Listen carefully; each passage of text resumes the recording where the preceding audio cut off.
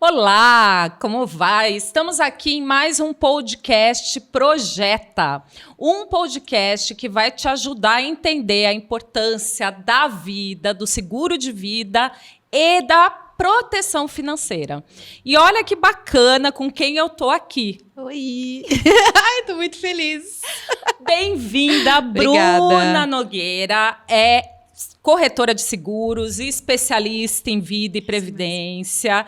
E corretora da BCL, aí, uma empresa de vida, previdência e seguros que tem toda uma trajetória aqui na região, né? Bruna, eu queria começar esse nosso papo você me contando um pouco da sua trajetória empreendedora, empresária, né? Porque não foi tão simples chegar aqui, né? Me conta como foi esse encontrar a vida de seguro de vidas e previdência. Tá joia. Primeiramente, é um prazer estar aqui. Isso foi algo que a gente pensou bastante para fazer. Estou muito feliz de poder falar sobre isso para mais pessoas nesse formato de podcast. Eu entendo ser muito importante trazer essas informações. Bom, agora voltando um pouquinho para a minha trajetória profissional. Eu, em 2001, fui embora para Campinas. Eu fiz faculdade lá, eu fiz administração na PUC. E lá eu fiquei, trabalhei por 14 anos em algumas empresas multinacionais. E em 2013, eu fiz uma transição de carreira. E por que eu optei por fazer essa transição de carreira? Minha família ela tem essa corretora, BCL Seguros, é da minha família. E ela tem 25 anos, completou 25 anos esse ano. E 3 anos antes, eu participei de um processo que eu trouxe da Alemanha a parte logística de uma empresa para o Brasil. E eu sempre conto que foi daí onde tudo começou. E eu falei, nossa, gente, se eu conseguir ir para a Alemanha, trazer todo o conhecimento de logística, implantar todo um setor numa fábrica, por que eu não daria conta de cuidar da minha própria empresa? Então, em 2013, eu fiz essa transição de carreira, assumi uma parte da BCL Seguros, né? Falo que eu comecei do começo, que é fazendo cadastro de cliente no sistema. Então, foi assim que eu comecei. E de lá para cá, eu passei por todos os ramos, todos os setores da BCL. E aí, em 2018... eu fico grávida, né? 2019 nasce o João Felipe, um menino lindo. E eu falo que voltando de licença maternidade, e todo mundo que já conversou comigo sobre proteção financeira escuta essa história, porque realmente foi o despertar para mim. Eu estava voltando de licença maternidade para corretora, passei por um colégio que eu estudei, e olhei aquele colégio e falei, meu Deus do céu, será que quando meu filho tiver a idade, eu vou ter condição financeira de proporcionar tudo aquilo que meu pai me proporcionou, meu pai e minha mãe? E aí eu cheguei na corretora, sentei na minha mesa, me lembro direitinho, falei, como que eu posso garantir isso? Lembro que eu fiz uma previdência para o João Felipe com 4 meses, uma previdência infantil. E depois eu pensei, tá, mas e se alguma coisa acontecer comigo, né? Como que eu garanto que essa previdência vai continuar sendo abastecida, né? Uhum. E aí comecei a ter um olhar um pouquinho mais, um pouco mais apurado para o seguro de proteção financeira, que é o seguro de vida. Então, aí que começa a história, eu fiz para mim, fiz a previdência para o meu filho e comecei a contar para as minhas amigas. Minhas amigas começaram a achar bacana, falaram, não, por que você não conta isso mais para mais gente? Isso é uma coisa que você tem que contar para mais pessoas. E foi aí que eu comecei a realmente me especializar em seguros de vida e fala de vida, fala de previdência, então... E fala de planejamento financeiro, né? Porque eu acho que uma coisa que é um tabu, né, na área de seguro de vidas, e que você teve essa percepção com a chegada do seu filho, é que o seguro de vida ainda é visto como uma coisa para ser deixado, né? E eu acho que você traz toda uma discussão, né, em torno do seguro de vida, que muda essa perspectiva, né? As pessoas começam a perceber que o seguro de vida ele acaba sendo parte de um planejamento de financeiro. E por que isso? Me conta mais, assim, por que o seguro de vida pode ser visto como parte do seu planejamento financeiro para uma velhice, uma vida mais tranquila mesmo. Certo. O seguro de vida ele é a base de um planejamento financeiro de sucesso. Então, hoje, se você abastece, a gente fala que a gente tem a reserva de emergência, dos sonhos, curto prazo, longo prazo, enfim. E para você continuar abastecendo essas reservas, essas caixinhas, se alguma coisa acontece que você para de garantir sua renda, nenhuma caixinha mais vai ser abastecida. Então, ela é a base de um planejamento financeiro de sucesso. Primeiro, você começa fazendo um seguro de vida. Às vezes, as pessoas me procuram e falam, Bruna, eu quero fazer uma previdência porque eu estou preocupada com o futuro do meu filho. E aí eu falo, você tem um seguro de vida? Porque a previdência o seguro de vida é um copo que você compra cheio. Né? Você foi lá, pagou, no dia seguinte, no mês seguinte, se alguma coisa acontece com você, você tem o capital segurado que você contratou. É o copo cheio. São 100 mil, né? Cheio. E a previdência é um copo que você vai enchendo. Você contratou hoje, daqui um mês você tem só o valor que você colocou. Então, é por isso que você precisa começar pelo seguro de proteção financeira. Eu falo muito sobre seguro de proteção financeira e não seguro de vida. Ótimo. Porque o seguro de proteção financeira, ele é além do seguro de morte. Né? Óbvio que quando eu cheguei na corretora e fiz o seguro, eu fiz o seguro de morte, porque a minha preocupação naquele momento era exatamente garantir o futuro do João, mesmo que eu não estivesse mais aqui. Porém, estudando, você percebe que não é só a minha falta que pode prejudicar a renda da minha família e o futuro do meu filho. É a minha presença incapaz, né? É eu estar em um estado em que eu não consiga gerar renda. E além de não gerar renda, eu gero despesa. Perfeito. E dependo financeiramente de cuidados pessoais de outras pessoas. Então, você vai conhecendo, você vê que o seguro de vida é um seguro de vida mesmo, de qualidade de vida mesmo com imprevistos. Então, eu queria voltar nesse ponto, Bruna, porque eu acho que tem um tabu aí que a gente precisa discutir, entendeu? Que é esse medo, digamos assim, de as pessoas discutirem morte, né, na nossa sociedade. Então, quando você fala de seguro de vida, todo mundo foge porque já está pensando em morrer. Nossa, mas eu tenho 40 anos, estou pensando em morrer. E não é sobre isso, né? Não. Quando você fala em seguro de vida, você não está falando só da questão da morte, né? Existe uma série de situações que em vida talvez você tenha que enfrentar. E aí é uma outra discussão que também é um tabu, né? Porque se você... vou fazer um seguro aqui. Não, mas aí eu não posso nem pensar que vai acontecer um acidente comigo, porque vai que acontece, né? Então tem todo esse tabu aí. Como que você lida isso e explica um pouco esses tabus que existem ainda? Gente, antes era uma pergunta muito engraçada, muito legal, porque antes, quando eu comecei a querer falar de seguro de vida, eu sentia aquele olhar meio da pessoa desesperada de por que será que Deus mandou ela falar comigo sobre seguro de vida? Jesus, alguma coisa vai acontecer comigo. E eu falo o seguinte, que o seguro de vida, ele vem...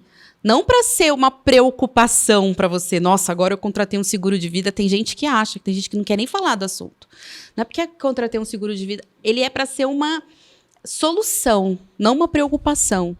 É um conforto de você saber que pode acontecer várias coisas, né? E tá tudo bem. E a gente fala desde algo simples, que é simplesmente você... um médico, um dentista, quebrar um braço e ficar 60 dias afastado, e esse afastamento ser pago por uma proteção financeira, né? Enquanto você não estiver trabalhando, gerando renda, o seguro vai fazer isso para você. Até o caso realmente de uma ausência, que é quando você realmente não está mais aqui. Então, o seguro ele começa desde o básico, que é algo que é mais fácil da gente materializar, né? Desde o básico até uma situação um pouco mais complexa, que é a falta realmente do pilar financeiro de família. Legal. E hoje você sente que as pessoas estão mais abertas, assim, a conversar sobre isso, ou ainda tem bastante tabu? Ainda tem bastante tabu. Isso porque hoje a gente já tem depois da pandemia, a gente conseguiu um pouco mais de abertura, porque eu entendo que as pessoas conseguiram ter um pouco mais de ideia de que, do nada, as coisas acontecem, que é preciso estar preparado, né? Mas existe, sim, um tabu. Para você ter uma ideia, hoje, no Brasil, a gente está falando de menos de 15% da população que trabalha, que gera renda, que tem um seguro de vida. Quando a gente olha isso para os Estados Unidos, a gente fala de 70%. E quando você vai para o Japão, são 90%. Então, a gente tem muito ainda a despertar nos brasileiros, a fazer o brasileiro entender que um seguro de vida é realmente a base, para que a gente mude esses números. E eu falo que, hoje, um consultor de proteção financeira, ele é parte desse trabalho. Que eu bato lá na sua casa e falo, eu quero te explicar como funciona o meu trabalho, né? Me ouve para depois você tomar a decisão se você entende ser importante ou não. A partir do momento que a pessoa acha que não é importante, não tem muito o que ser feito, né? A gente tenta trazer o conforto e despertar a pessoa para pensar nos imprevistos, que é o que a gente não gosta de fazer. Legal. Apesar desse dado que é assustador, né? Se você pensar assim, essa correlação Brasil e Estados Unidos, você fica muito assustador. Mas eu tenho um dado aqui da SUSEP que fala que o seguro de vida, depois de 2022, cresceu 17%. Sim. Olha só, isso está também muito relacionado ao aumento no número do empreendedorismo. Sim. E eu acho que tem muita relação, né? Porque a partir do momento... Porque uma coisa é você estar, né, ligado a um CLT, você tem todo um sistema de proteção do governo, né, por conta do FGTS. Quando você sai no empreendedorismo, você está numa situação de maior fragilidade ali. Como que você enxerga isso, esse aumento depois de 2022 para cá? Depois da pandemia, já teve um aumento por conta desse contexto. Mas o fato da pessoa sair de um CLT e vir empreender significa que ele deixou de ter aqueles benefícios que a empresa já oferecia e que por muitas vezes a gente nem enxerga como importante. Eu falo isso porque eu era assim. Falava, proposta de trabalho, salário tal, você fala, nossa, salário tal, né? Convênio médico, aí você fala, convênio médico, ok, é de praxe. Seguro de vida, muita gente nem sabe o que tem. Às vezes eu faço consultoria com pessoas, mesmo com CLT, a pessoa não sabe o que tem lá. Mas o empreendedor, realmente, ele precisa olhar para isso. Porque hoje, a Bruna, se eu visito pessoas, visito clientes, e parte do meu ganho são dessas visitas, das novas vendas, das novas consultorias.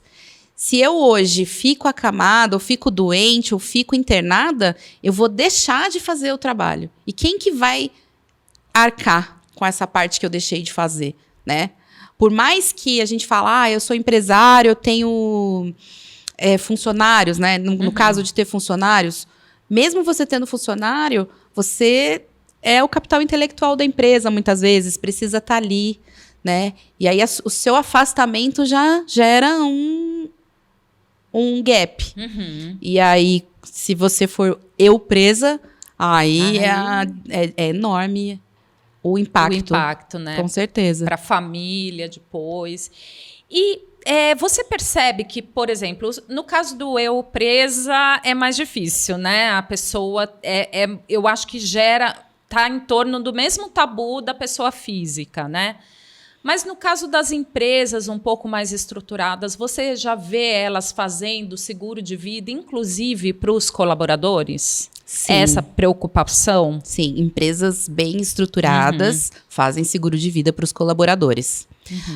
Outras empresas, elas são obrigadas a fazer seguro de vida por conta do acordo coletivo, que determina que essa empresa precisa fazer seguro de vida. Porém, tem limitação de coberturas, né? Cada um tem um padrão de vida. E quando você faz esse seguro pela empresa, 12 vezes o seu salário, 24 vezes o seu salário, 36 vezes o seu salário. Se você for ver, 36 vezes o seu salário em caso de ausência, são 3 anos de padrão de vida da sua família. Será que tá ok?